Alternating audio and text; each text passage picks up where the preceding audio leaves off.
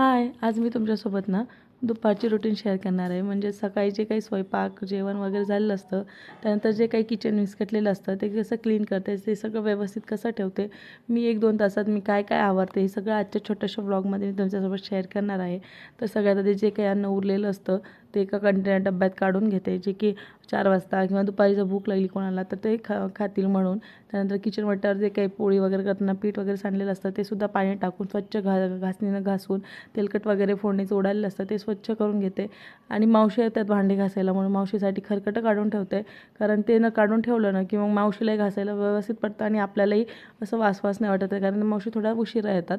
त्यानंतर जे काही ऊन येतं म्हणून जे खिडकीला वॉलपेपर लावले ते खिडक्या वगैरे पॅक करून घेते.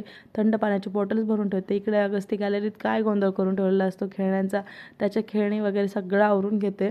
कारण नंतर तो झोपेतून उठला की परत तो तसाच करतो. पण थोडा वेळ मावशीला फरशी पुसायला वगैरे व्यवस्थित जातं. त्यानंतर हॉलमध्ये पण खूप गोंधळलेला हॉल असतो, कारण अगस्ती खूप पसारा करतो. इकडे तिकडे सगळीकडेच खेळत असतो.